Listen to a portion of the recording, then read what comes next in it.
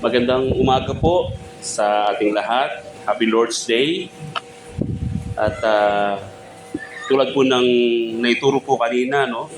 So, today is the Lord's Day. Hopefully, nandito po yung diligence and seriousness, paghahanda at kaseryosohan sa ating pong pakikipagtagpo sa Panginoon ngayong araw na ito. Ganun din po ang ating commitment. So, para po maging holy po ang ating Lord's Day ay hinihimo ko po ang bawat isa na to keep it silent, lalo po yung mga cellphones natin. Kung hindi naman po natin gagamitin at meron po tayong Bible, let's turn off the cellphones or i-mute na lang po natin. Ignore po yung mga messages, lalo na po yung mga Shopee at Lazada. May mga notifications. Okay po, so good morning everyone. Welcome po sa SGRCC Kapalaran Outreach. So muli po, ang Kapalaran po ay outreach ng Sovereign Grace Reformed Christian Church sa pangunguna po ni Pastor Erwin at with guidance of SGC, pangunguna po ni Pastor Rene Maramara, kung saan po si Brother Giro at si Brother Roden po ay members po ng church po na yun. 1689, Confession of Faith po muli ay ating formal statement of our doctrinal belief. Naniniwala po tayo sa isang Diyos na may tatlong persona, an all-sovereign God. Muli po ang ating schedule po sa ating Sunday School. We start at 9:30 until 10:15. Napakaganda po ng subject po kanina ni Brother Giro, no? So hopefully by next Sunday, makaabot po kayo din. Mas magiging maganda pa po and interesting yung magiging topic. Actually is for preaching of the Word. Our worship service starts at 10:30 hanggang 12:15 po. And then we have of course our lunch fellowship. Kung saan po ay tayo po ay magsasama-sama, magsasalo-salo. At after lunch po ay meron pa po tayong devotion and prayer time, 1:45 p.m. So I invite everyone po na to please stay and be with us for the devotion and prayer time. Sabi nga po, nakasulat sa Habakuk, chapter 2, verse 20, ngunit ang Panginoon ay nasa kanyang templong banal. Tumahimik ang buong lupa sa harapan niya. Magkaroon po muna tayo ng panandaliang katahimikan. Moment of silence. Let's prepare ourselves.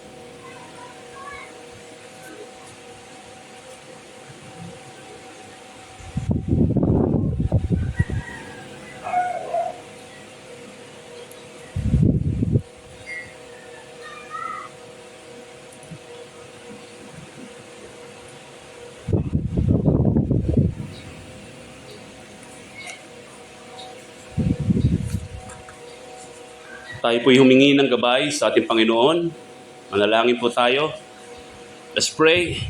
Our God, our Father, Diyos naming banal, Panginoon, kami po ay muling lumalapit sa inyo upang magpasalamat at upang sambahin po kayo sa araw na ito. Sa pagmulat po namin mata, Panginoon, is such a blessing. We thank you, Lord, for giving us again this opportunity to hear your word. Samahan niyo po kami, Ama, sa araw na ito, Panginoon. Linisin niyo po kami po na mga makasalanan, ay linisin niyo po ang aming mga puso at isipan. Gawin niyo po kami karapat-dapat po sa inyong harapan, Panginoon. Ito ang aming dalangin sa tanging pangalan po ng inyong anak na si Jesus. Amen. Sa ating pong panimula ay samahan niyo po ako. Buksan po natin ang ating mga Bible sa mga awit. Awit 119.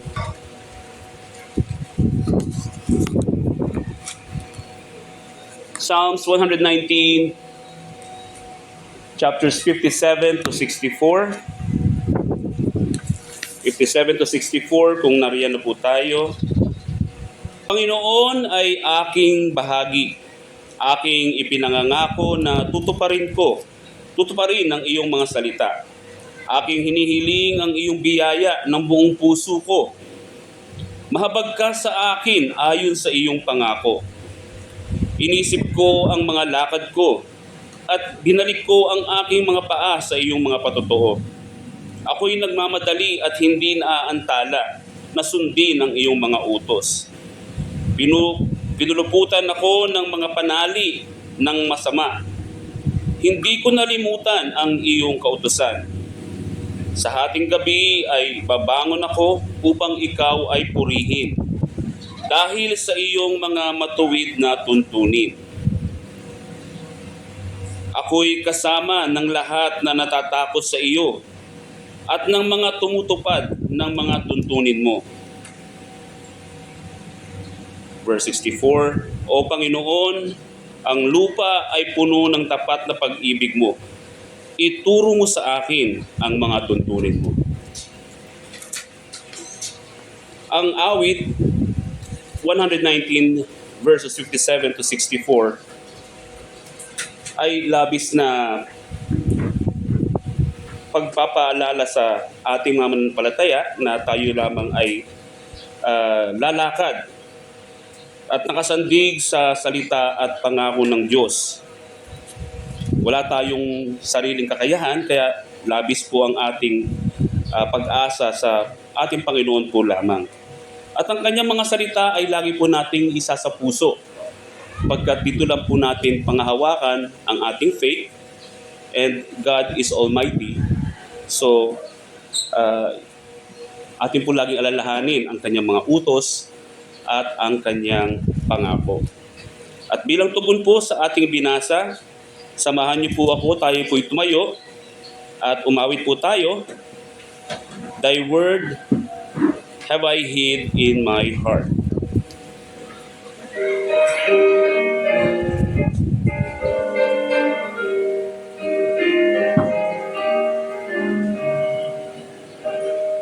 Thy word is the lamp to my feet, a light to my path always, to guide and to save me from sin, and show me the heavenly way. Thy word have I hid in my heart, that I might not sin against thee. That I might not sin, that I might not sin. Thy word have I hid in my heart. Forever, O Lord, is thy word, established and fixed on high. Thy faithfulness unto all men abideth forever nigh. Thy word have I hid in my heart, that I might not sin against thee. That I might not sin, that I might not sin. Thy word have I hid in my heart. At morning, at noon, and at night, I ever will give thee praise. Thy portion, O Lord, and shall be true all my days. Thy word have I hid in my heart, that I might not sin against thee. That I might not sin, that I might not sin. Thy word have I hid in my heart. Through him who thy word hath foretold, the Savior and morning star, salvation and peace have been brought to those who have strayed afar. Thy word have I hid in my heart, that I might not sin against thee. That I might not sin, that I might not sin. Thy word have I hid in my heart. Happy mo po. Thy word have I hid in my heart, that I might not sin against thee. Sa atin pong scripture reading, muli po ay inanyayahan ko po ang lahat na buksan po ang ating mga Bibles.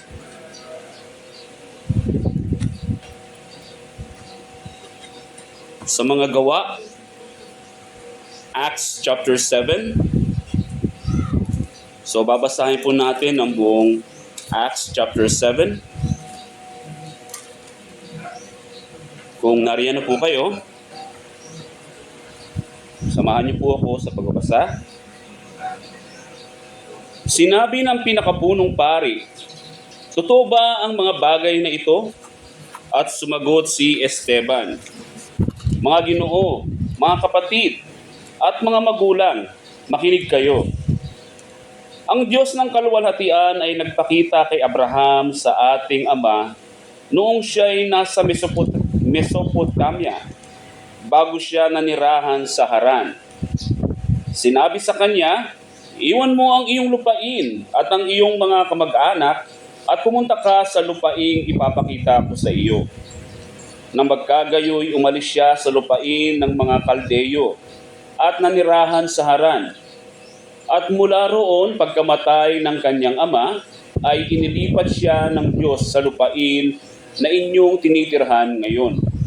Hindi siya binigyan ng anuman doon bilang mana, kahit man lang isang hakbang na lupa. Subalit, ipinangakong ibibigay iyon sa kanya bilang ari-arian niya at sa kanyang mga anak, na susunod sa kanya bagaman wala pa siyang anak. Ganito ang sinabi ng Diyos, na ang kanyang binhi ay maninirahan sa lupain ng iba, at sila'y magiging alipin nila at aapihin ng 400 taon. At ang bansang aalipin sa kanila ay aking hahatulan, sabi ng Diyos. Pagkatapos ng mga bagay na ito ay lalabas sila at sasambahin nila ako sa dakong ito. Pagkatapos ay ibinigay niya sa kanya ang tipan ng pagtutuli. Kaya't si Abraham ay naging ama ni Isaac, at ito'y tinuli ng 8 araw. At si Isaac ay naging ama ni Jacob, at si Jacob ng 12 patriarka. Ang mga patriarka, dahil sa inggit kay Jose, ay ipinagbili siya sa Ehipto. Ngunit ang Diyos ay kasama niya. Siya ay iniligtas sa lahat ng kanyang kapighatian at binigyan siya ng biyaya at karunungan sa harapan ng mga faraon na hari ng Ehipto, at kanyang pinili siya upang mamahala sa Ehipto at sa buong bahay niya. Dumating noon ang taggutom sa buong Ehipto at sa Kanaan, at nagkaroon ng malaking kahirapan at walang matagpo ang pagkain ng ating mga ninuno. Ngunit nang mabalitaan ni Jacob na may trigo sa Ehipto, sinugon niya una ang ating mga ninuno. At sa ikalawang pagdalaw ay nagpakilala si Jose sa kanyang mga kapatid at nakilala ng Faraon ang pamilya ni Jose. Pagkatapos ay nagsugo si Jose, inanyayahan niya si Jacob na kanyang ama at ang lahat niyang kamag-anak na 75 katao. Kaya't nagtungo si Jacob sa Ehipto. Doon ay namatay siya at ang ating mga ninuno. Sila ay ibinalik sa Shechem at inilagay sa libingang binili ni Abraham sa halaga ng pilak mula sa mga anak ni Hamor sa Shechem. Ngunit nang nalalapit na ang panahong ipinangako ng Diyos kay Abraham, ang ating sambayanan ay lumago at dumami sa Ehipto, hanggang sa lumitaw ang isang hari sa Ehipto na hindi nakakakilala kay Jose. Pinagsamantalahan nito ang ating bansa at pinilit ang ating mga ninuno na itapon ang kanilang mga sanggol upang mamatay ang mga iyon.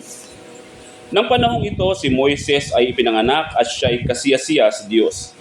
Siya'y nalagaan ng 3 buwan sa bahay ng kanyang ama. Nang siya'y itapon, inampun siya ng anak na babae ng Faraon, at siya ay inalagaang gaya ng sariling anak niya. Tinuruan si Moises sa lahat ng karunungan ng mga Ehipsyo, at siya ay makapangyarihan sa kanyang mga salita at mga gawa. Nang siya ay 40 taong gulang, naisipan niyang dalawin ang kanyang mga kapatid na mga anak ni Israel.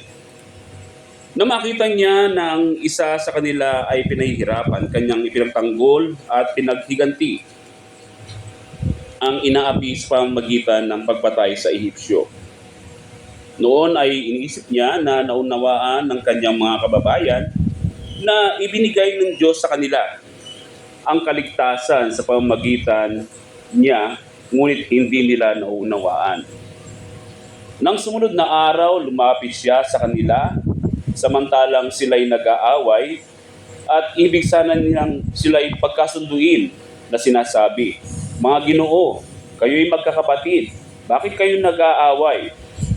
Ngunit itinulak siya ng nananakit sa kanyang kapwa na sinasabi, "Sino ang naglagay sa iyo na pinuno at hukom sa amin? Ibig mo ba akong patayin gaya ng pagpatay mo kahapon sa Ehipsyo?"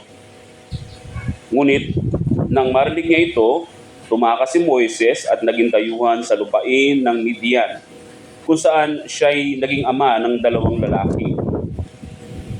Nang lumipas ang 40 taon, nagpakita sa kanya ang isang anghel sa ilang ng bundok ng Sinai.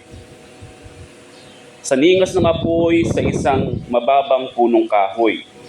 Nang makita ito ni Moises, namanga siya sa tanawin at sa kanyang paglapit upang tingnan ay dumating ang tinig ng Panginoon. "Ako ang Diyos ng inyong mga ninuno, ang Diyos ni Abraham at ni Isaac at ni Jacob." Nanginig si Moises at hindi nangahas tumingin. At sinabi sa kanya ng Panginoon, "Alisin mo ang mga sandalyas sa iyong mga paa, sapagkat ang dakong kinatatayuan mo ay lupang banal.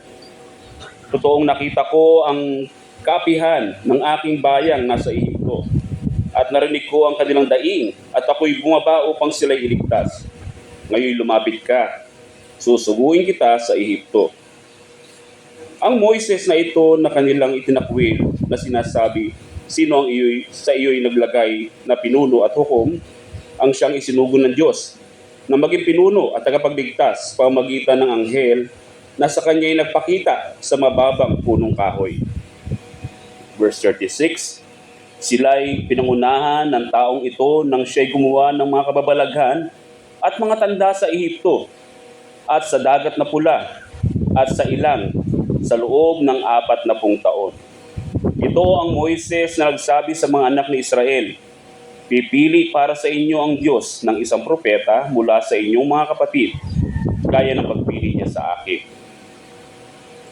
Ito yaong naroon sa kapulungan sa ilang nakasama ang anghel na nagsalita sa kanya sa bundok ng Sinai. At kasama ang ating mga ninuno, tumanggap siya ng mga buhay na aral upang ibigay sa atin.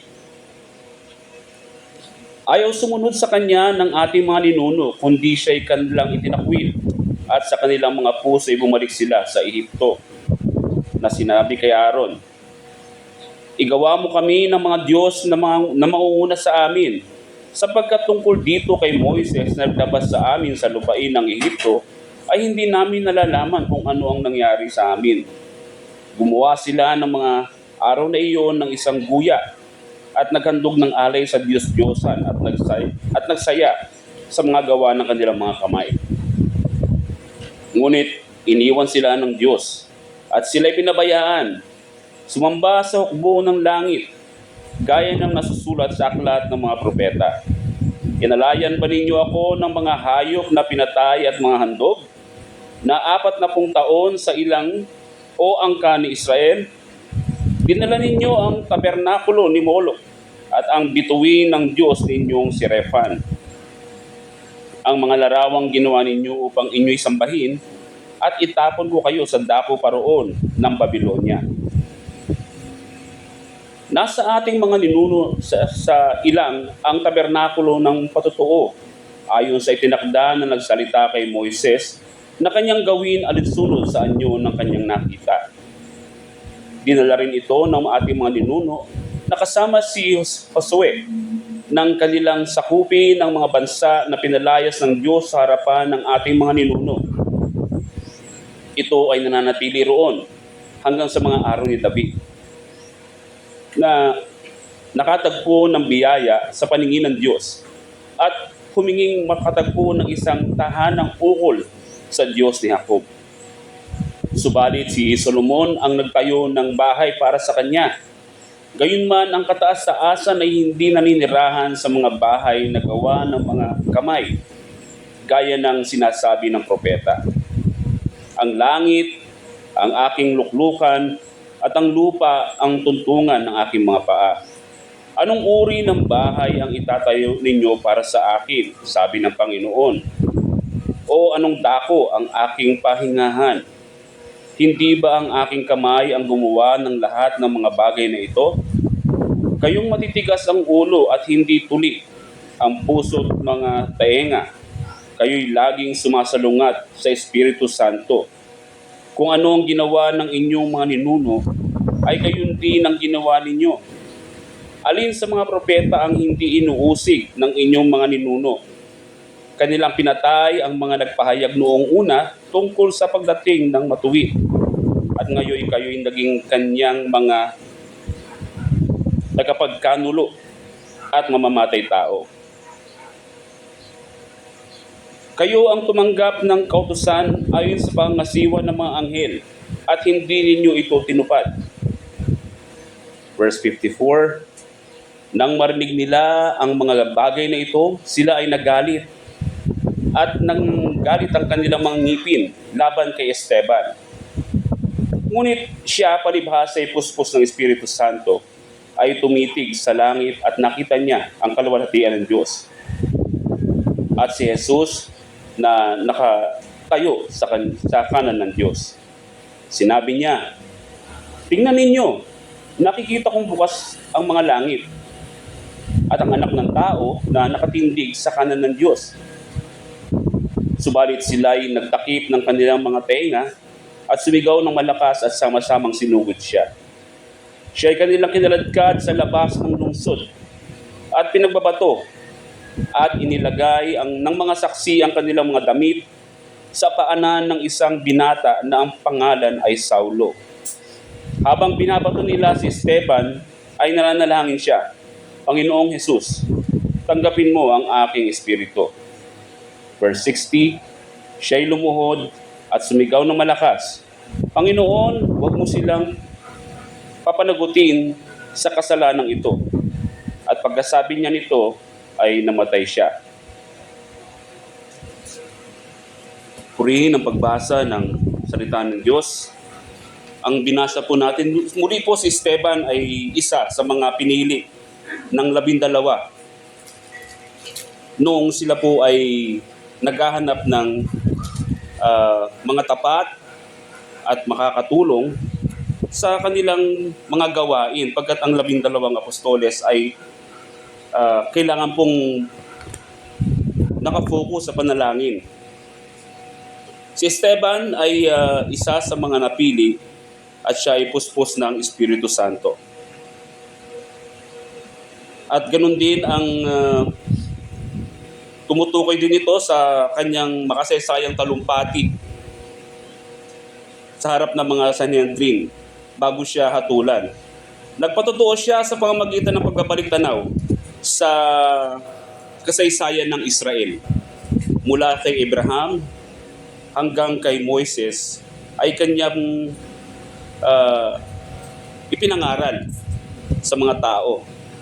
At ang lahat ng ito ay nagpapakita lamang na ang pinili ng Diyos ay kanya pong laging aalagaan at kanya pong laging pagpapalain.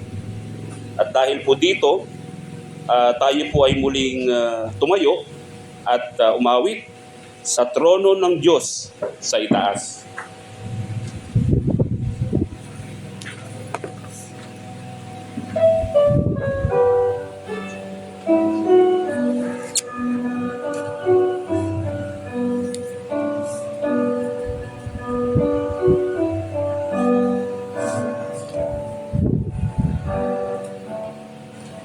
Trono ng Diyos sa taas, ako'y may pansamong sapat, paringalan ay pag-ibig, para sa akin na mamanhig. Aking mga ay nakasulat sa kanyang puso at palad, at dahil siya'y nasa langit, sa Diyos ay nakalalapit, sa Diyos ay nakalalapit. Tuksuhin man ang diablo at usigin sa Sala ko, si Kristo lagi magsagot sa daigdig sanang tinapos.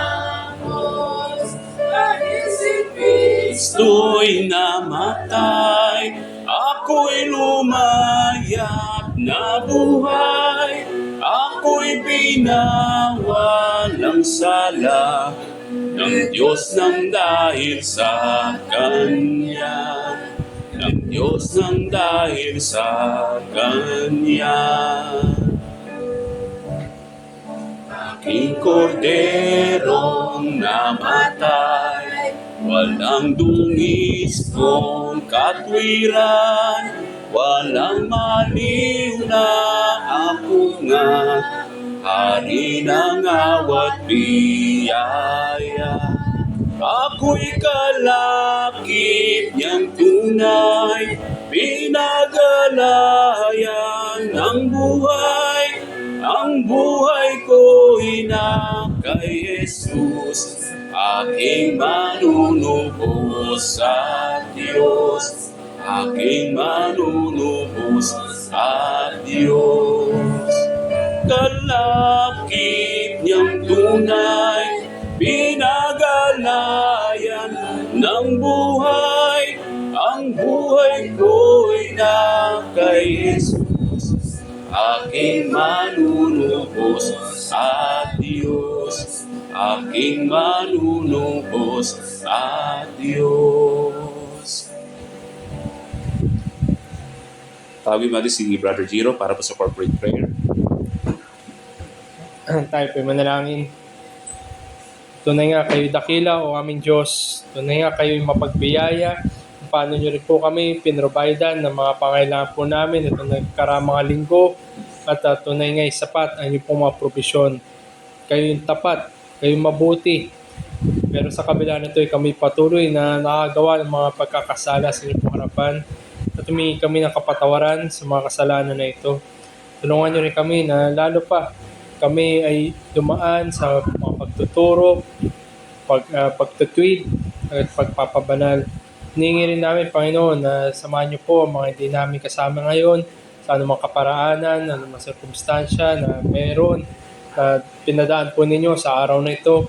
Nawa, Panginoon, na hindi po sila matagpuan na nagpabaliwala ng napakahalagang araw, ang araw ng Panginoon, ang araw ng panambahan.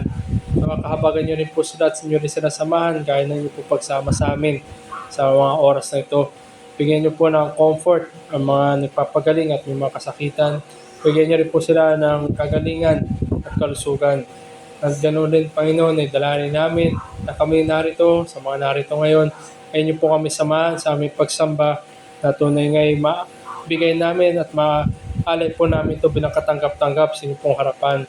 Salamat kung paano nyo kami na pinapalalahanan at tunay ngay kami ay inyong pong hatulan. Ngunit ang lahat na inyong pong kinahabagan ay tunay nga makakaranas ng inyong pong habag. Dalangin namin, Panginoon, na kayo rin na sumama sa lahat ng mga kapulungan ngayon na nagtitipon at na may katapatan sa inyong pong salita at tunay ngay inyong pong sinasamahan at ang mapahayag ay inyong pong salita at maging kapakipakinabang sa lahat ng mga tagapakinig. At ganoon din na panalangin namin sa amin ngayon na kami rin ay matagpuan na may katapatan, kaseryosohan at tunay nga na paghahanda sa pagsamba sa inyo.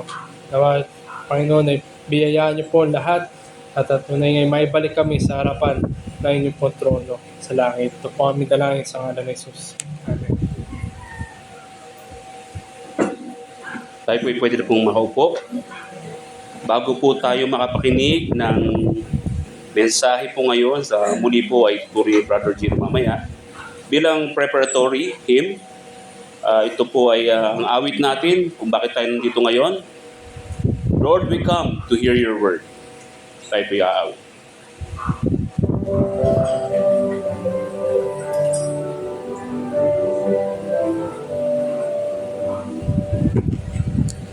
Lord, we come to hear your word. Shine your light, unsheathe your sword. Send your spirit forth in power. Come and bless your church this hour. Come and bless your church this hour. We confess our thoughts have strayed, minds distracted and dismayed. On the sun fixed now which dawn, help us worship as we ought. Help us worship as we ought. Lord, as we prepare to hear, wake each soul, unstop each cheer. Conquer every stubborn heart. Mercy, saving grace impart. Mercy, saving grace impart.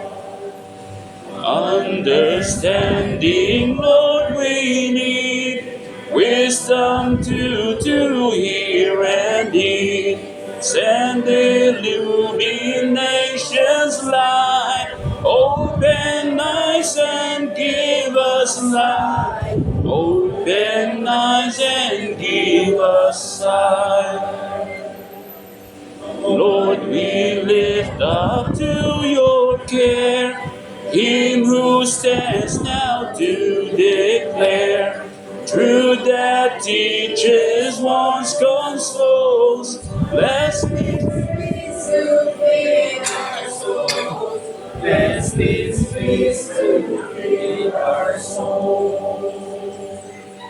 We confess without your grace, vain our efforts in this place. You must come and warm and steel, for true worship to occur, for true worship to occur. For your word, O Lord, we yearn, and let it not return. Come accomplish all your will. Draw, convict, give life and feel. Draw, convict, give life and feel. Tuwagin po natin si Brother Jiro. Isa po mapagpalang araw ng Panginoon at araw ng pagsamba sa ating lahat. Simulan po natin ito sa panalangin. Let's come to the Lord in prayer. Aming Diyos ng dakila, tunay gaya po ng aming naawit kanina lamang. Hinihingi namin ang oras na ito ay niyo po kami ilapit sa inyo. Draw us near. Convict us, O Lord. Comfort us, warn us, and console us. Hinihingi rin namin, Panginoon, na niyo pong pagsama na tunay nga kami nagtitiwala na niyo pong salita, hindi po babalik sa inyo empty-handed. Accomplish po nitong purpose po nito sa bawat isa sa amin. Hinihingi namin na kausapin at mangusap po kayo sa bawat isa ngayon. At dalangin namin na maibalik kami at mapanatag, mapagtibay sa pananampalataya at daghin ang mga wala pa po sa inyo sa pagsisisi at pananampalataya. Naway, biyayaan niyo po kami, tanggalin niyo po anumang magiging hadlang sa aming kaisipan, sa aming mga tenga, sa aming mga puso at kaluluwa.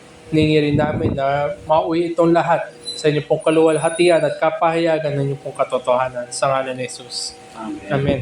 Sa ating pong pagpapatuloy ng ating pong serye dito po sa 1 Thessalonians ay darating na po tayo sa huling sermon na sa sulat ni Apostol Pablo sa 1 Thessalonians. Buksan po natin ating mga Biblia sa 1 Thessalonians chapter 5 at ang ating magiging teksto po ay mga huling pananalita, huling mga part na sulat na ito. Sa verses 19 to 28 po ang ating magiging focus. Pero basahin ko po ang 1 Thessalonians chapter 5 at simulan ko po ito sa verse 12. Mga kapatid, pinapakiusap namin na igalang ninyo ang mga nagpapakahirap sa pamamahala at pagtuturo sa inyo alang-alang sa Panginoon. Pag-ukulan ninyo sila ng lubos na paggalang at pag-ibig dahil sa kanilang gawain. Makitungot kayo sa isa't isa na may kapayapaan. Mga kapatid, pinapakiusap din namin sa inyo pagsabihan ang mga tamad, pasiglahin ang mga mahinang loob, at kalingain ang mga mahina.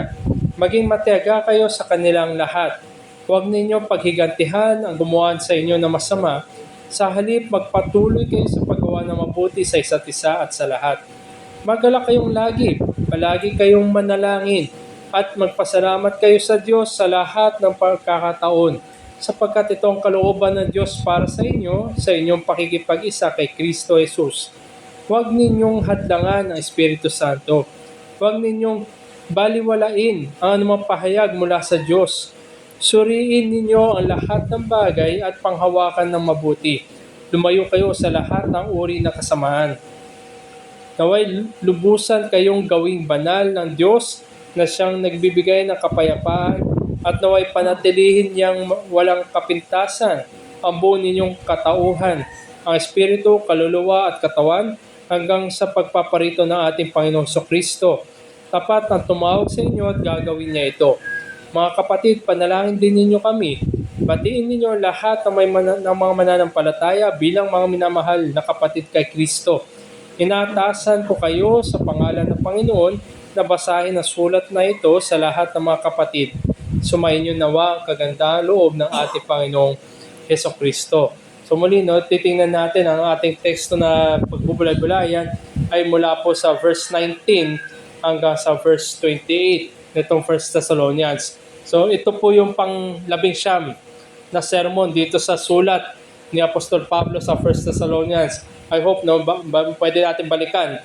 Yun ang unang 18 na pangangaral dito sa 1 Thessalonians. So matapos na bigyan ng katuruan ni Apostol Pablo ang mga mananampalataya doon sa Thessalonica at binigyan sila ng paghihimok, pagpapatibay ng kanilang mga pananampalataya, in-encourage sila sa pamamagitan ng pagtuturo. Sinuplayan ni Apostol Pablo ang mga taga-Thessalonica ng pagtuturo patungkol sa pagkabuhay muli sa resurrection at sa araw ng Panginoon, sa huling araw na yun, the day of the Lord. At ngayon siya nagbigay ng mga application dito sa mga taga-Thessalonica kung paano sila mamumuhay bilang mga mananampalataya habang hindi pa dumarating ang araw ng Panginoon. Bagaman ito ay future pa, darating pa lamang. Pero ang kasalukuyang buhay ng mga mananampalataya ay nagpapatotoo sa kung paano at nakanino sila nakatindig at sa mga bagay na kanilang pinanghahawakan ng totoo. At ngayon ay binag-zoom in si Apostol Pablo sa komunidad, sa kongregasyon doon sa Thessalonica, kongregasyon ng mga mananampalataya. They are redeemed, they are loved by God. Binigyan sila ng kapayapaan, peace. At sabi rin ni Apostol Pablo, sila ay magpasensyahan, patience sa kanilang exercise, at magpatuloy sila sa paggawa ng mabuti, doing good.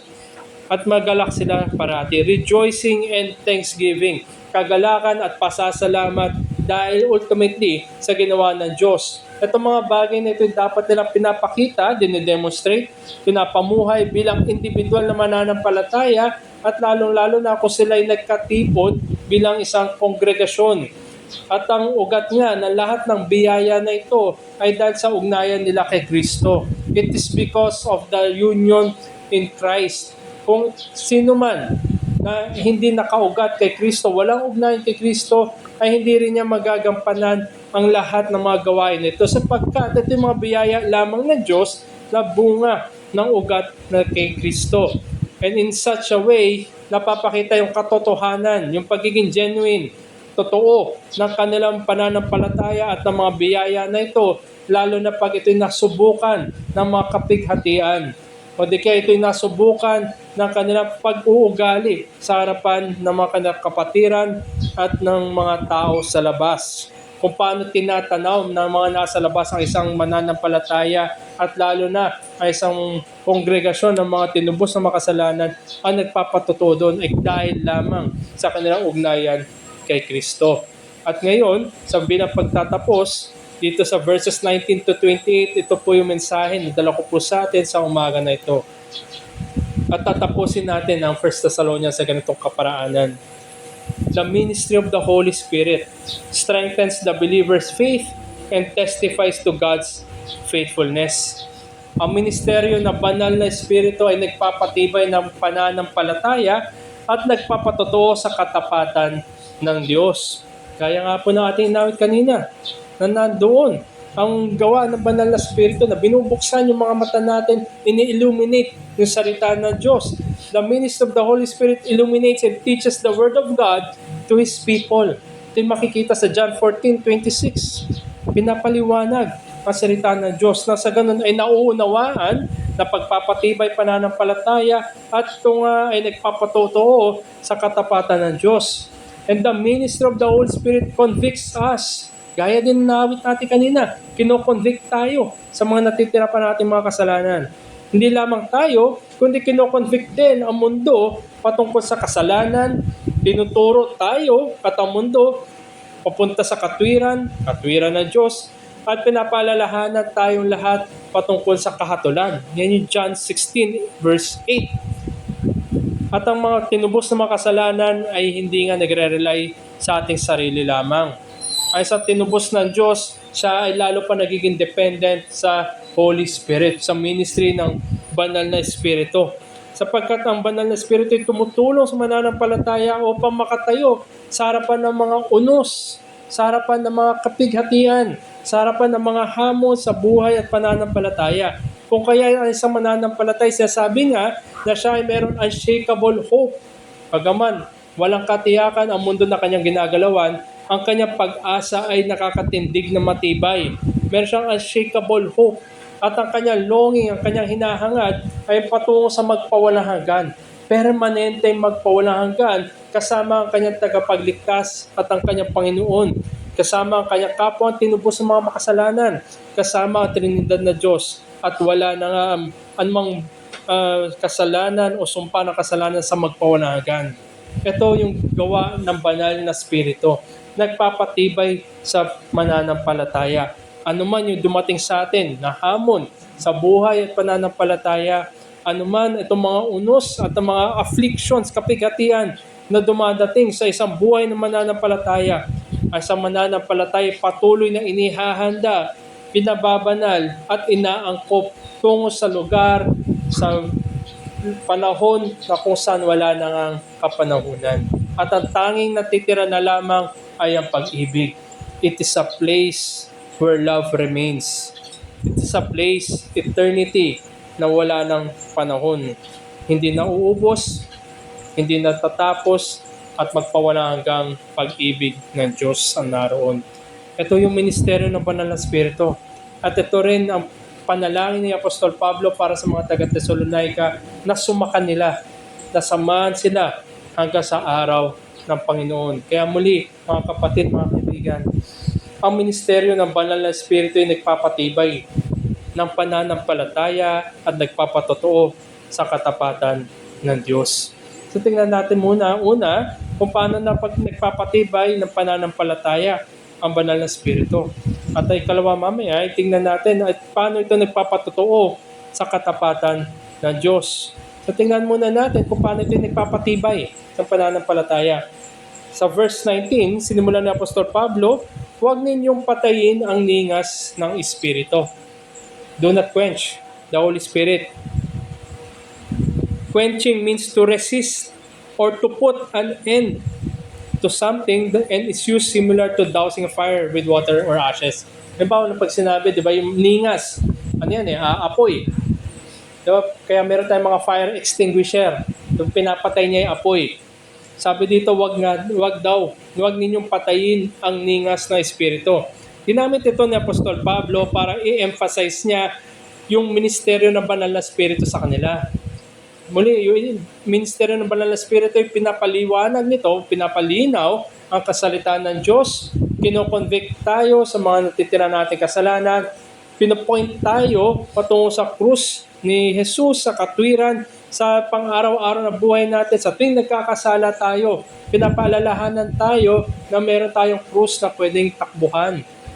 At hindi lamang iyon, ang salita ng Diyos na pinapaliwanag sa atin, pinapalinaw sa atin ng Banal na Espiritu, yan din ay huwag nating patayin.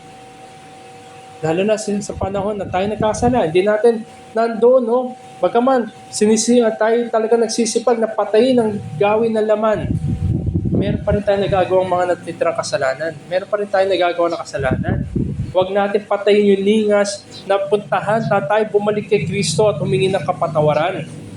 Presumably, this quenching takes place when believers come together for God's Word. Lalo na, inadres na Apostol Pablo sa inyong pagtitipon.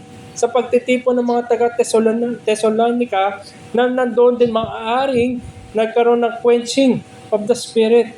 Lalo na sa pakikinig na salita ng Diyos, sa pagpapanalangin na salita ng Diyos, sa kanilang corporate worship at yung mga elements ng corporate worship, maaaring nandoon nagagampanan nila yung pagpatay sa ningas na spirito. Maaaring yung mga earthly pursuits natin. Bagaman nasa corporate worship tayo, pero yung ating kaisipan ay nasa labas, nasa mundo, maaaring pinapatay natin yung ningas na banal na spirito sa ganong kaparaanan. Maaaring nandito tayo, sumasamba nga, umaawit, subconsciously siguro, pero yung ating nasa iisip ay yung mga cares of the world. Sa ganitong paraan ay maaari rin natin napapatay yung ningas ng banal na spirito. At pinagpatuloy na Apostol Pablo, huwag ninyong hamakin, sa verse 20, huwag ninyong hamakin ang mga nagpapahayag ng propesiya. Ito yung concern ni Apostol Pablo in particular, quenching the word of God. At alalahanin natin sa panahon nila, the early church did not possess in any way yung complete written word. Hindi gaya ng panahon natin ngayon na kompleto ang salita ng Diyos na pinaabot sa atin na hindi na natin kailangan ng additional na kapahayagan mula kung sino man para maging sapat. Ito nga'y kasapatan ng salita ng Diyos para sa buhay ng isang mananampalataya, sa buhay ng kabanalan at pananampalataya. Sa panahon nila, Apostol Pablo, yung time nila, naroon pa rin yung mga prophecies. Kaya meron nagbibigay ng kapahayagan. Pero sa panahon natin, sapat na salita ng Diyos, ang buong at kompletong salita ng Diyos para sa buhay mananampalataya. These prophets, yung mga nagpapahayag ng panahon nila, were guided by the Holy Spirit in proclaiming publicly the gospel. At nung natapos na, nagkaroon na ng kompleto sa salita ng Diyos, yung Biblia na meron tayo ngayon, natapos na rin ang function ng mga propesiya na iyon. At ngayon, sa ating kalagitnaan, in a way, no, ang nagpapahayag ng salita ng Diyos, yung nagtuturo ng salita ng Diyos, ay yung nangangaral. Lalo na sa panahon ngayon ng worship natin, yung sermon natin, ang nagpapahayag, yung preacher, siya ngayon yung nagtuturo ng salita ng Diyos. Kaya ang kanyang pangangaral dapat ay mula sa salita ng Diyos. In that same manner, yung mga propeta ng panahon, meron silang dala-dala salita ng Diyos at sinasabi nga nila ay, "Thus says the Lord." Ito ay mula sa Diyos. Ganun yung mga propeta dati. Ngayon, sa mga nangangaral, dapat as it is written in the Word of God. So nandun, makita natin, nagkaroon ng transition, nagkaroon ng progress. Sa panahon nila, Apostol Pablo at ng mga taga-Thessalonica, huwag ninyong hamakin ang mga nagpapahayag ng salita ng Diyos, na propesiya. Sa panahon natin ngayon, ay pakinggan natin kung ano yung sinasabi ng salita ng Diyos para sa atin. At ang punto dito ay ito isang utos para sa lahat ng mga mananampalataya na hindi lamang tayo masuplayan ng katuruan, kundi ay mapakinggan din natin kung ano sinasabi ng salita ng Diyos sa atin. It is imperative for believers to be supplied what they are lacking through the faithful handling and teaching of the Word of God. Christians are to be open. Anong bubuksan natin? Tenga, ating mga kaisipan, ating mga puso sa kapahayagan ng salita ng Diyos. Huwag nating harangan, huwag nating hamakin, at huwag nating patayin yung ningas ng paggawa ng banal na spirito. Tandaan natin ay pinapaliwanag sa atin ng banal na spirito ang salita ng Diyos. Huwag natin takpan yung ating mga mata, ating mga tenga sa pakikinig sa kapahayagan ng salita ng Diyos. Ito yung ating pakinggan. Ito'y biyaya ng Diyos. Kung sasabi natin na ang Biblia ito'y kasangkapan ng biyaya ng Diyos upang tayo lumago sa pananampalataya, upang tayo mapagtibay sa pananampalataya, ay huwag natin patayin yung ningas. Pakinggan natin, unawain natin ang salita ng Diyos. Kaya ang charge na Apostol Pablo para sa mga mananampalataya, sabi niya sa verse 21, subukin ninyo ang lahat. Hindi lamang kung sino yung nagpapahayag, sino yung nagsasalita, kundi subukin niyo rin. Spiritual discernment. Tingnan natin kung ang pinapahayag nga ay ayon sa salita ng Diyos, ang pinapahayag nga ay totoo. Sinusukat ito, at ito ba'y ginagabayan ng salita ng Diyos? Ito yung dapat ginagawa ng bawat mananampalataya. Hindi na tayo dapat parang mga spongha na tumatanggap, nag-a-absorb. Tayo bilang mananampalataya ay dapat meron tayong pagtitimbang.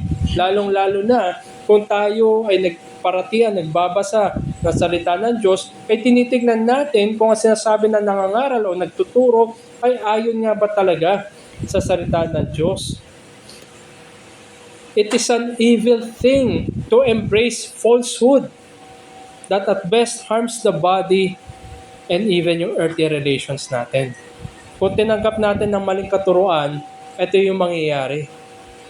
Hinahamak hindi lamang yung ating mga relasyon, hindi lamang yung ating katawan, sapagkat yan ngay may impact sa ating personal na buhay. And at worst, nakokondena natin, nahatulan natin yung iba at ang ating sarili lalo sa mas malalim na kahatulan. Ito yung sa likod ng mga kapighatian ng mga taga-Thessalonica, sila yung nagsasuffer nga ng afflictions of different sort. Nandun din yung mga huwad ng mga guro, false teachers. At ang dala ng mga false teachers ay false teachings. At ang mga false teachings na ito ay merong impact sa kanilang sarili individually, maaari sa kanilang pangatawan o application ng mga maling katuruan ng maling pagkakaunawa. Kaya nga dapat bilang mananampalataya tayo mapagtimbang, tayo discerning. Dapat nga sabi dito sa verse 22, layuan ninyo ang bawat anyo ng kasamaan. Nakikita natin ayon din sa mga nagtuturo at sa kanilang mga katuruan kung merong anyo ng kasamaan. At ang utos nga ni Apostol Pablo, layuan natin ang mga maling katuruan at mga anyo ng kasamaan. Sabi nga sa Acts 17 na sinabi Apostol Pablo, be like the Bereans. Sino itong mga taga-Berea? Ang mga mananampalataya daw ay maging gaya ng mga taga-Berea. Sila ay talagang sinasaliksik pa nila, tinitignan pa talaga nila sa salita ng Diyos kung ito ba'y naaayon. O yung sinasabi ng nangangaral ay naaayon sa salita ng Diyos. The Bereans did not only do their own research, but also they tested the personal character and conduct of the teachers of the Word of God. Hindi lang basta tama na naaayon sa salita ng Diyos yung pinapangaral. Ito ba'y totoo doon sa nangangaral? Nakikita ba ito sa buhay ng nangangaral? Sabi ko nga before, I believe na banggit ko to, na yes, dapat tama yung sinasabi, tama yung pinapangaral. And yes, dapat tama rin yung pinapumuhay. Mahirap nga naman na magsabi, magturo ng mga katotohanan, pero hindi naman ito nakikita sa aktual na buhay. Halimbawa na lamang yung mga patalastas na sabon sa radyo. Kung hindi natin kilala yung mga nagsasalita, hindi naman siguro natin alam. Pampaputi daw, kayong manggi nagsasalita, moreno. Hindi natin paniniwalaan. Ganito rin ang salita ng Diyos. Bagamat katotohanan na pinapahayag, dapat nakikita rin ito sa nagsasalita, sa nangangaral at nagtuturo. At ito yung utos ng Apostol Pablo sa bawat mananampalataya.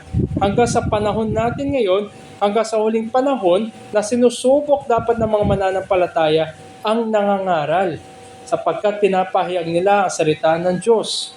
At ang salita ng Diyos ay talagang dapat nakikita bilang patotoo sa isang mangangaral. At kung babalikan natin, ano yung magiging impact ng salita ng Diyos kung hindi nakikita sa isang mangangaral? Maaaring hindi totoo sa kanya. At lalo na, yung nagtuturo, nangangaral mismo, siya yung nagpatay ng ningas na banal na spirito. maaaring mga katotohanan, yung kanyang mga sinasabi, maaaring mga katotohanan na naririnig ng kongregasyon, pero nawawalan, pinatay na yung ningas kung hindi ito nakikita totoo sa kanya. Sabi nga sa Ebanghelyo, sa Matthew chapter 7, "You will recognize them by their fruits. Are grapes gathered from thorn bushes, or figs from thistles? So every healthy tree bears good fruit, but the diseased tree bears bad fruit." Ang isang patay na puno ay hindi mamumunga ng malusog na bunga. Wala rin tayong i-expect sa isang huwad na mangangaral kung hindi nakikita sa kanya yung bunga. Much more sa isang kongregasyon na hindi tinitimbang ang mga pinapahayag sa kanilang harapan. Para itong pagpapahayag ng mga fake news na lamang. Alam natin tayo, galit na galit sa mga fake news. Hindi ito totoo. False or misleading na information. Nililigaw lang tayo. Tinatakpan lang yung mga totoong mga issue. Fake news greatly reduces the impact of real news. Sapagkat ang mga fake news nakikipagkompetensya sa mga katotohanan. Nilalagay na lamang sa likod, sa likuran, o sa gilid ang mga katotohanan. At ang nakikita ng mga tao ay yung kamalian. Ganito rin sa pagpapahayag ng salita ng Diyos. Dapat nakikita natin the Word of God as it is. Hindi yung mga maling katuruan o maling pamumuhay na nagpapahayag. Ulitin ko mga kapatid, mga kaibigan, sa oras na hindi naging totoo ang salita ng Diyos sa nangangaral, siya mismo ang pumatay sa ningas ng Espiritu. Siya mismo ang naghamak ng salita ng Diyos. At ano'y matitira, ano'y maiiwan sa kongregasyon? Ang pamumuhay na ayon sa laman. Dahil sinabi nga ni Apostol Pablo, layuan nyo ang anumang bahid ng kasamaan. Kaya maging mapagtimbang tayo mga kapatid sa mga nangangaral at sa mga tinuturo sa ating harapan. At lalo pa, maging hamon sa atin sa liwanag ng pagbabalik muli ng ating Panginoon. Sa liwanag ng pagkabuhay muli, gaya ng pinapangaral ni Apostol Pablo sa mga taga-Thessalonica, ang attitude na isang mananampalataya sa kanilang pakikinig na salita ng Diyos na pinapangaral at tinuturo sa ating kalagitnaan ay sumasalamin din kung nasaan ang focus natin. Kung tinatanggap natin ang mga kamalian, hindi tayo nagiging masusi, hindi tayo nagtitimbang, ganito ba ang pagtrato natin sa salita ng Diyos? Binabaliwala rin ba natin ang Diyos na babalik? Binabaliwala rin ba natin ang pagkabuhay muli? In every aspect of the ministry of God's Word, mula sa mga individual na readings natin pang araw-araw, tungo sa corporate worship natin tuwing araw ng linggo, araw ng panambahan, ang pagpapahayag, pagtuturo, pangangaral ng salita ng Diyos, ito'y sumasalamin sa totoong kalagayan din natin. Kung hindi natin siniseryoso ang salita ng Diyos, hindi rin natin siseryosohin ang pangangaral ng salita ng Diyos. Kung wala tayong seriousness, kung wala tayong commitment sa salita ng Diyos, hindi rin tayo magkakaroon ng seriousness sa Diyos na sinasabi natin na sinasamba natin. At hindi lamang ito para sa mga mangangaral, hindi lamang ito para sa mga nagtuturo, hindi lamang sila yung nasusubok. More importantly, ang bawat isa sa atin ang sinusubok nito.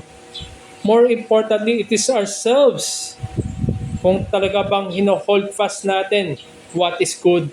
Sabi ni Apostol Pablo, panghawakan natin yung mga bagay na totoo, mga bagay na mabuti. Kung hindi natin pinanghawakan ang salita ng Diyos, tayo mismo ay bumagsak na sa kahatulan. If we do not hold fast what is good and true according to the Word of God, we ourselves have failed.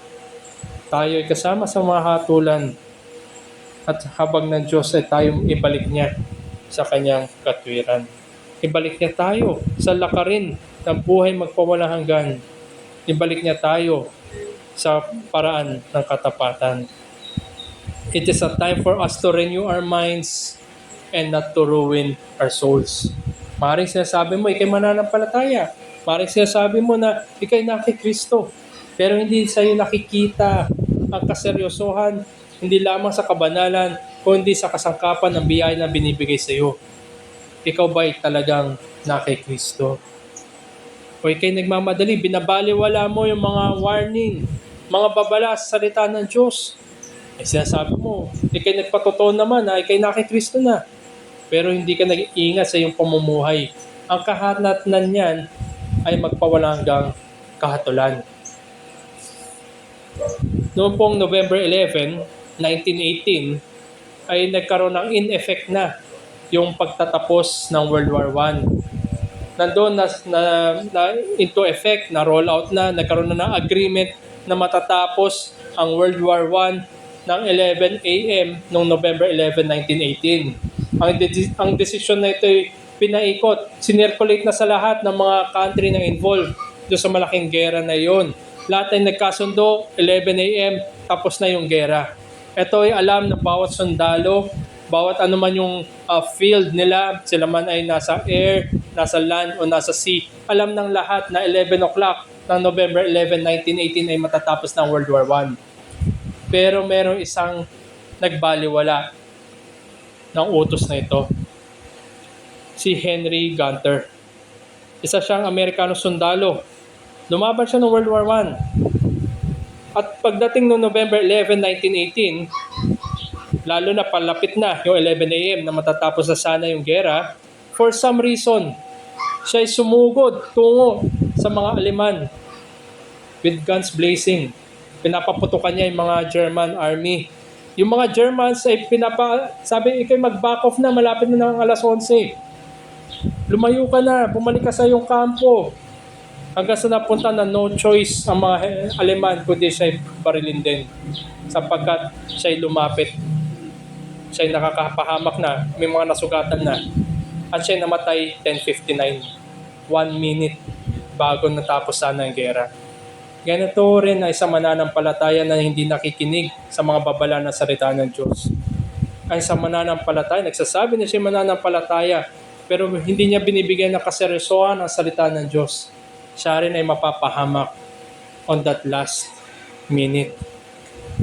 Kaya maging mapanuri tayo mga kapatid, mga kaibigan. Bigyan natin ng kaseryosohan ang salita ng Diyos. Huwag natin patayin yung ningas ng Espiritu Santo na nagpapaliwanag sa atin ng salita ng Diyos. Huwag nating hamakin ang nagpapahayag ng katotohanan ng salita ng Diyos, lalong-lalo na sa personal na level, sa individual levels natin. Kung hindi natin sineryoso, binaliwala natin ang kapahayagan ng salita ng Diyos, maaaring ganun din tayo, mapapahamak at malalaman na lamang natin sa huli. Nawa ay hindi yun ang naisin natin, pakinggan natin, huwag natin patayin ang ningas at huwag nating haumakin. Sapagkat ang salita ng Diyos ang nagpapatibay sa pananampalataya ng isang totoong mananampalataya. Ang salita ng Diyos ang nag-i-instruct, nagtuturo para ma-fill yung mind ng isang mananampalataya upang kaya niyang harapin ang mga peligro, mga hamon sa buhay pananampalataya. At sapagkat ang salita ng Diyos ang nagbibigay ng runong, nagbibigay ng tamang aplikasyon, nagbibigay ng tamang pananaw laban sa magulong sanlibutan. Ang salita rin ng Diyos sa ministeryo ng Banal na Espiritu ang umaakay sa isang mananampalataya kahit siya naglalakad sa kapatagan ng kadiliman. Hanggang sa huling hininga, ang Espiritu Santo ang umaakay sa isang mananampalataya. At bakit ganito na lamang ang ministeryo ng Banal na Espiritu? Sapagkat ito'y nagpapatotoo sa katapatan ng Diyos. Isang teksto na pinakamamahal na bawat mananampalataya at binibigyan siya dapat ng comfort, ng aliw sa harapan ng mga kapighatian ay yung golden chain of redemption. Romans 8, chapter 8, verse 28 and following. Ito nagbibigay ng aliw sa kanya na kung sino man ang inaring ganap ng Panginoon, itutuloy sa pagpapabanal, sinasanctify tungo sa kaluwalhatian. Ito ay great comfort sa mga mananampalataya. Hindi siya iniiwan na Trinidad na Diyos. And going back sa teksto natin sa 1 Thessalonians chapter 5, Sa verse 23, sinabi ng Apostol Pablo, pakabanilin nawa kayong lubos mismo ng Diyos ng kapayapaan. Ito'y kung tutusin, panalangin. At sa marami, kung magiging pamilyar tayo, ito ay isang benediction. Basahin ko ito sa English, maaaring mas pamilyar tayo sa benediction na ito.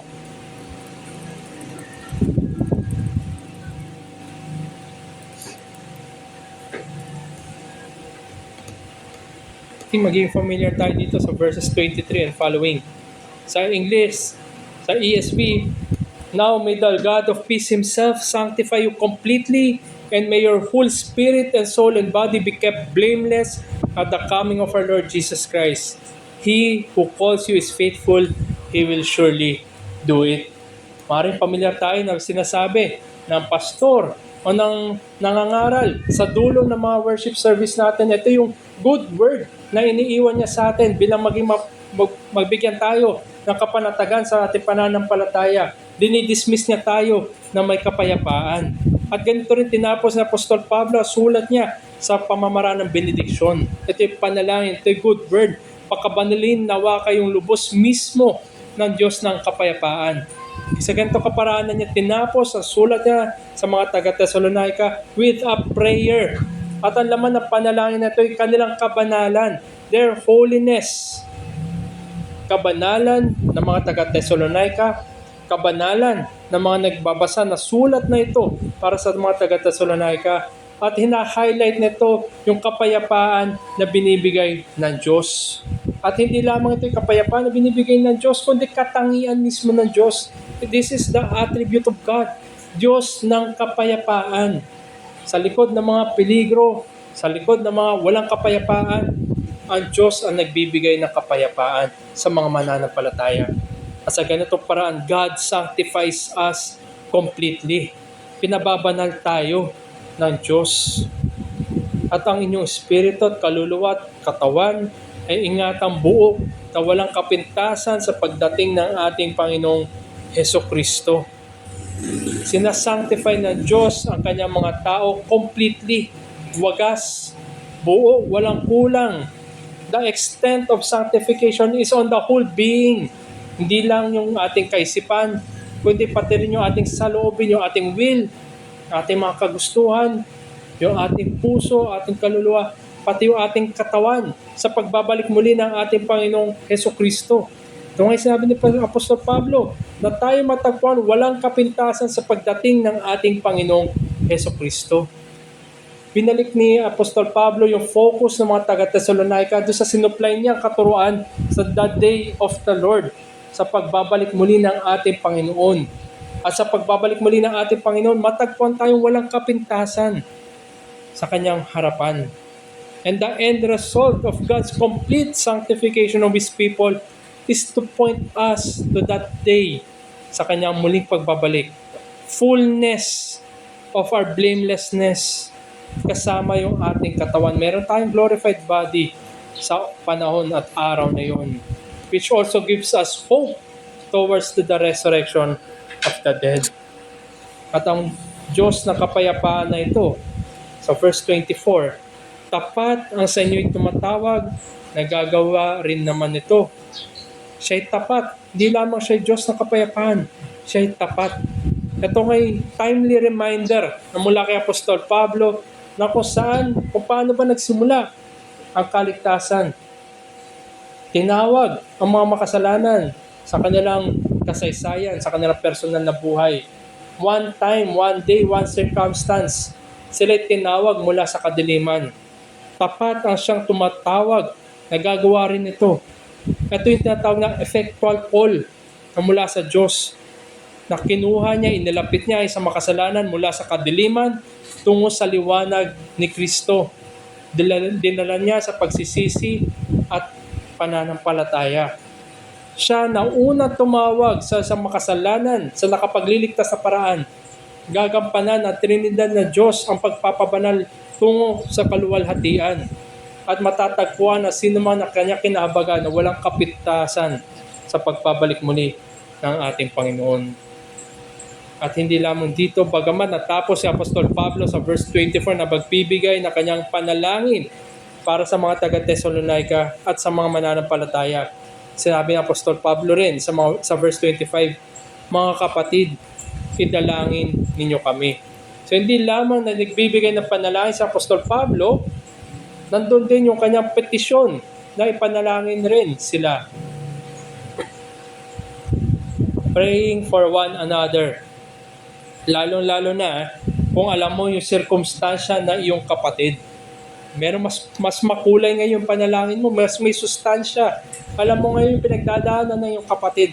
At itong mga taga-Thessalonica, alam nila kung nasaan at ano yung pinagdadaanan nila Apostol Pablo. At ganun yung paghingi ni Apostol Pablo din na idalangin ninyo kami.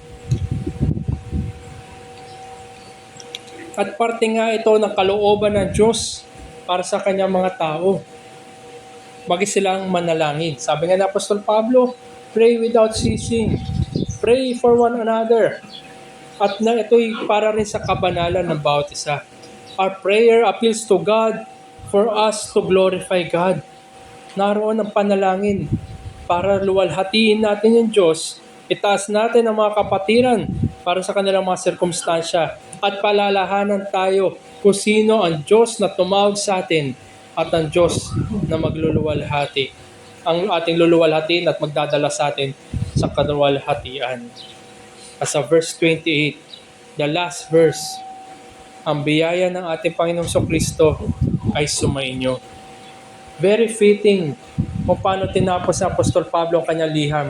Bagaman ito ay liham na nagko-contain ng mga katuruan, pag-a-address para lalong tumibay ang pananampalataya ng mga taga-Thessalonica, dinismiss pa rin niya na sinabi ng Apostol Pablo, ang biyaya ng ating Panginoon si Kristo ay sumainyo.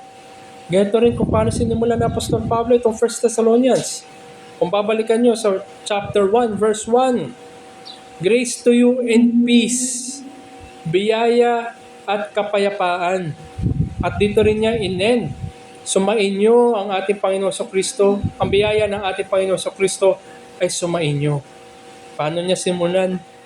Doon din niya tinapos, bookends. Nandoon yung kanyang panalangin at ang kanyang apela sa Diyos na sumainyo ang biyaya at ang kapayapaan. Ganito rin niya tinapos, grace to you and peace. Ang biyaya ng ating Panginoon sa Kristo ay sa inyo.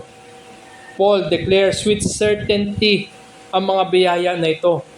Kapayapaan, pag-asa, pag-ibig, kagalakan, kabanalan. Lahat nito ay mananatili. At ito nga yung dalangin ng bawat mananampalataya sa kanyang kapatiran. Ang biyaya ng kapayapaan, pag-asa, pag-ibig, kagalakan at kabanalan ay naroon sa iyong kapatid. At ito rin yung naisin about mananampalataya para sa kanyang kapatiran. And that is the faithfulness of God. Siyang una tumawag sa iyo, ang mga biyaya nito ay mananatili. Sa anumang hamon ng buhay, meron kang kapatiran na ipapanalangin rin ang mga bagay, ang mga biyaya na ito para sa iyo. The faithfulness of God through the ministry of the Holy Spirit will fulfill His promise to abide with His people for all eternity by preparing them through the grace of peace while they are being sanctified. Sa likod nga na napakagulong mundo, sa likod ng walang katiyakan ng mundo na ito, tanging ang kapanatagan lang ay ang kapayapaan na mula sa Diyos.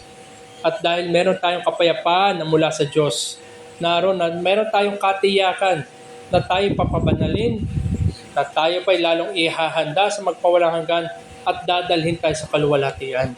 Mahirap magkaroon ng, sabihin natin, ng godliness, ng holiness, kung sabihin natin very unorderly. Mahirap magkaroon ng, sabihin natin, order. Mahirap magkaroon ng makitaan ng kabanalan kung puro kasalanan yung ating ginagalawan. Lalo na siguro kung tayo nag-give in din sa kasalanan. Pero ang sigurado dito, ang tiyak dito, kung tayo nga'y tinawag ng Diyos, iingatan niya tayo sa pamamagitan ng kanyang mga biyaya at ang ministeryo ng banal na Espiritu. Sabi niya dito, ipapabanalin tayo, sanctification. Sanctification refers to the process by which God's people are made like Him.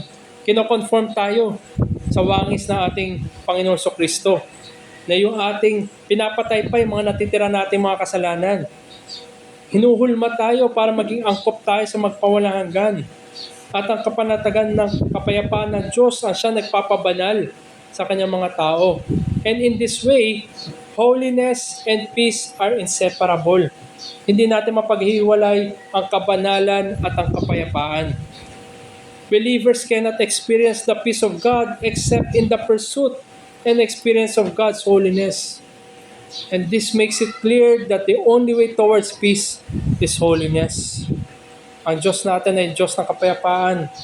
At tayo rin, bilang mananampalataya, ay dapat maging mapagpayapa. Mahirap paniwalaan or tanawin, no? Mapapa-question tayo kung meron isang nagsasabi siya mananampalataya pero palaaway, magulo, walang kapayapaan. Ang isang mananampalataya ay sumasalamin sa kanyang Diyos na sinasamba. Kung ang Diyos natin ay Diyos na kapayapaan, therefore, ang isang mananampalataya ay nandoon. Di ba tinawag nga ang mananampalataya bilang ambassadors of the message of reconciliation? Tayo dapat mga ambassador, tagadala ng mensahe ng pagkakasundo. Mahirap magkaroon ng pagkakasundo kung tayo ay mismo ay palaaway. Wala tayong kapayapaan. And in calling His people to salvation, ang Diyos na ito, ang Diyos na kapayapaan, na tumawag sa mga makasalanan, siya rin ang nag-pledge ng kanyang sarili. Ibinigay niya ang banal na spirito na manahan sa bawat mananampalataya. Pinledge niya ang kanyang sarili. Sa ganun, nananahan ang banal na spirito sa lahat ng mananampalataya at ito rin ang magdadala sa kanila sa magpaulang hanggan. Unti-unti silang ididil at makikita sa kanila ang bunga ng kapayapaan. At muli palalahanan tayo na meron darating na pagkabuhay muli. Meron darating na araw ng Panginoon, ang huling araw na iyon. Bilang mananampalataya, lalo pa natin dapat nakikita ang mapagbiyayang gawa ng ating tapat na Diyos. Na makita natin ang ating kasalukuyan, maaaring kasalukuyan ng kapighatian, kasalukuyan na pagpapabanal. Ito'y tungo at ihahanda tayo sa magpawalang hanggan. At ito rin ay magpapatotoo ng katapatan ng Diyos sa atin. In all our own weaknesses and sins, knowing that it is God who sanctifies us completely, should bring us to our knees in thanksgiving and joy, should move our lips in prayers and praise, and will fix our eyes towards eternity. Ganito ang totoong mananampalataya. Nakikita niya ang kasalukuyan na pagpapabanal at kapighatian ay ginagamit ng Diyos para lalo pang ipakita sa kanya ang katapatan ng Diyos at maging siya magandang patotoo sa katapatan ng Diyos. It is God who directed the ways of believers in bringing them to a community of the redeemed. Dinadala tayo sa kongregasyon ng mga kapatiran. Dinadala tayo sa komunidad ng mga kapwa at tinubos sa mga kasalanan upang tayo lumagok pa sa kabanalan, lumagok pa sa mga biyaya at tayo maihanda pa lalo sa magpawalang hanggan. Pinagpapatibay din ng kapatiran ng ating pananampalataya. Ang means of grace ay binibigay available sa atin para tayo lalo pang makatayo ng matibay. Believers are then to do this more and more as a testimony of God's mercy and grace towards the brethren and towards people not yet in faith. Walang ibang magandang testimonya sa mundo kundi ay sa ang grupo or magkakapatid na mananampalataya na nagkakasundo at lumalago sa kabanalan. At nagbibigay ng paghihikayat upang magpagal sa pananampalataya. Ganito tinapos ni Apostol Pablo ang kanyang sulat sa pamamagitan ng panalangin at paghingi na ipanalangin din sila at ang kanyang dismissal para sa kanya ay sumainyo ang kapayapaan ng Diyos. Sumainyo ang biyaya ng Diyos. At sa ganitong paraan din natin tatapusin ang aklat na ito, ang sulat ni Apostol Pablo, maging pagpapaalala sa atin. Kung ikay mananampalataya na kay Kristo, let your most cherished past, yung mga kung babalikan mo ang buhay mo na nakaraan, kung sino ka, ano mga nangyari sa iyong buhay, nawa ang pinanghawakan mo, ang pinakakayamanan mo ay yung araw na ikay tinawag ng Panginoon. Nawa panghawakan mo ay ang ginawa ni Kristo para sa iyong kasalanan. At hindi mo panghawakan o hindi mo lalo itataas ng mga kasalanan, maaaring tuwang-tuwa ka pa na ginagawa dati. Your most cherished past should be yung araw at panahon at ginawa ni Kristo para sa iyo. And your most nurtured hope, ang iyong pag-asa, naway matagpuan sa pagbabalik muli ng ating Panginoong Heso Kristo. At yan din ang nagde-determine ng iyong kasalukuyan. And through the ministry of the Holy Spirit, the believer's faithfulness is strengthened, by which the believer will testify to God's faithfulness. Kung tatanungin ka, kapatid, ano ba magpapatotoo? Paano masabi na tapat ang Diyos sa iyo? Nawa ay makita mo, tapat ang Diyos sa iyo kung paano ka unang tinawag hanggang sa kasalukuyan na ikay pinapanatili sa pananampalataya, pinagpapatibay ng iyong pag-asa at tinutuon ka sa magpawalang hanggan. Ito nawa ay makita sa atin. At ito rin yung magkaroon ng impact sa pamumuhay natin ngayon sa kasalukuyan. Pero kung wala ka pa kay Kristo, nasaan ba nakatuon ang iyong pag-asa? Habang mga mananampalataya namumuhay, punong-puno na pag-asa sapagkat sila may katiyakan na ang Diyos na tumawag sa kanila ay gagampanan ang lahat na kailangan upang sila dalhin sa magpawalang hanggan. Nasaan ba ang katiyakan mo, kaibigan? Sa araw ng Panginoon, sa kanyang muling pagbabalik, ano yung sasabihin mo sa Diyos? O sa araw na yung huling hininga, as you come to God face to face, ano ba yung sasabihin mo sa kanyang harapan? Wala kang matatagpuan na pag-asa sa mundo na ito, sapagkat lahat na nandito sa mundo na ito ay mauubos din, lilipas din. Kung itong pag-asa mo, mawawala rin ang pag-asa na yan. Nawa ay matagpuan ka sa tanging pag-asa na kay Kristo lamang. May you be found in Him habang mayroon pang oras. At makita mo rin ang pangangailangan ng pagkakasundo sa Trinidad na Diyos, pagkakasundo sa banal na Diyos, at matagpuan ang kabanalan sa Kanya din. Nawa ay magsisi ka sa iyong kasalanan at manampalataya kay Kristo lamang. Ito ang panalangin ni Apostol Pablo sa mga taga-Thessalonica na sila'y magpagal sa kanilang pananampalataya, pagpapaalala sa kanila na tapat ang Diyos na tumawag sa kanila. At ito rin ang panalangin ng bawat mananampalataya para sa iyo, kaibigan, na matagpuan ka rin na kay Kristo, na mabigyan ka din ng biyaya at kapayapaan na magdadala sa iyo sa magpawalang hanggan. At gaya ng awitin natin mamaya, kung paano tinapos na Apostol Pablo sa pamamaraan ng panalangin, ito rin ang maging totoo sa bawat mananampalataya sa pagpapatibay natin. Sweet hour of prayer.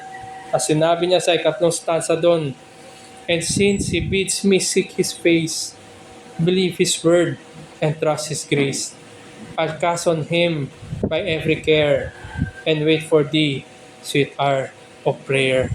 Ito yung panalangin ng mga mananampalataya, panalangin ng Apostol Pablo, at panalangin na bawat isa na kay Kristo, na sa ating pagpapagal, pagpapatuloy sa paglakad na may kabanalan, naglalakad tayo na may kapayapaan, naglalakad tayo, nakikita ang biyaya ng Diyos sa atin, naroon ang panalangin natin na dalhin tayo, panatiling tapat ng tapat na Diyos hanggang sa magpawalang hanggan.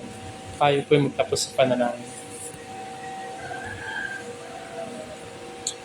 Aming Diyos na mapagbiyaya at buong tapat at mapayapa, salamat sa inyo pong pagsama sa amin na natapos namin ang liham ni Apostol Pablo sa mga taga-Thessalonica. Nawa ay palalahanan nyo kami ng mga natutunan po namin dito. Nawa ay mapagtibay ang aming pananampalataya sa harapan ng mga kapighatian gaya po ng mga taga-Thessalonica. Magaling kami mapanuri. Magaling po kami magandang ehemplo na kung sana'y umaalingaw-ngaw ang gawa po ng Ebanghelyo sa aming buhay. Naway gampanan pa namin to more and more. Ang aming pag-ibigan, aming kagalakan, aming kapayapaan sa isa't isa, aming pagmamahalan, at ang pagsisikap na luwalhatiin kayo. At ang dalangin rin namin na makita rin ang aming pag-asa at matagpuan kami na nasa inyo. At ganito rin ang apilan namin sa mga wala pa po sa inyo, na sila rin yung pong kahabagan, kawaan, at gamitin nyo rin po kami para sa kanila. Dalangin rin namin na matagpuan nila ang totoong kapayapaan na nasa inyo lamang. Hiningi rin namin yung pagsama po ng Banal na Espiritu sa bawat mananampalataya sa buhay namin sa kasalukuyan, na matanaw namin kung paano nyo po kami tinawag sa aming nakaraan, ay ito pa lalo magpatindi na aming paglilingkod, pagpapatotoo sa inyo, sapagkat kayo nga ang Diyos na tumatawag at kayo ang Diyos na tapat, na gagampanan nyo ang inyo pong sinimulan hanggang sa magpawalang hanggan, na kami ngayon nyo po lilinisin sa kabuuan, at kami ngayon nyo po ililigtas at dadalhin sa magpawalang hanggan. Nawa Panginoon, kahabagan niyo po ang bawat isa at i-dismiss niyo rin po kami na inyo pong kapayapaan. Ito po ang aming dalangin sa ngalan ni Jesus. Amen. At bilang tugon tayo po tumayo, tumawid po tayo ng Sweet Hour of Prayer.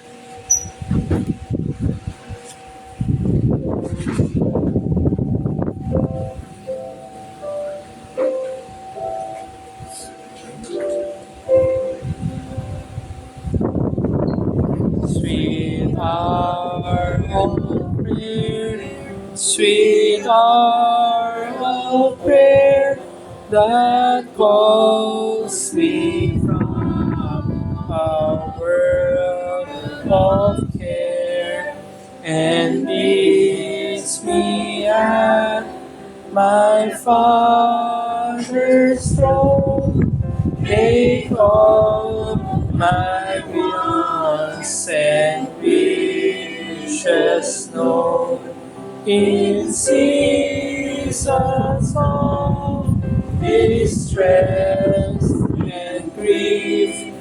My soul has often found relief, and oft escape the terror snare. By thy return, sweet hour of prayer, sweet hour of prayer, sweet hour of prayer, the joys I feel, the bliss I share, of those who sang, whose spirits burn with strong desires for thy return. With such I bring, sent to the place where God my Savior shows His face, and gladly take my station there, and wait for thee, sweet hour of prayer, sweet hour of prayer, sweet hour of prayer. Thy wish shall my petition bear, to Him whose truth and faithfulness engage the waiting soul to bless. And since He bids me seek His face, believe His word, and trust His grace. I'll cast on Him my every care and wait for the sweet hour of prayer. And wait for the sweet hour of prayer. At tunay nga, aming Diyos, napakatamis ng oras ng panalangin para po sa mga nasa inyo. At ganun din ang laman ng aming panalangin na ipapanalangin namin, hindi lamang po ang aming sarili, kundi pati ang kapatiran at lalo ang mga wala pa po sa inyo. At naman maging ganito rin ang aming attitude, O Lord, relying completely on your grace, on the ministry of the Holy Spirit as we walk in this life, testifying to your grace. At dalangin rin namin na tunay nga ay nahikayat kami sa aming pagtatapos sa pag-aaral na ito at ningi rin namin na inyo pong pagsama sa amin sa aming patuloy na paglakad sa buhay. Now may the God of peace Himself sanctify you completely, and may your whole spirit and soul and body be kept blameless at the coming of our Lord Jesus Christ. He who calls you is faithful. He will surely do it. Amen. Maraming salamat po. Dito po magtatapos ang ating umagang pagsamba at maligayang araw ng Panginoon po sa atin lahat. Thank you.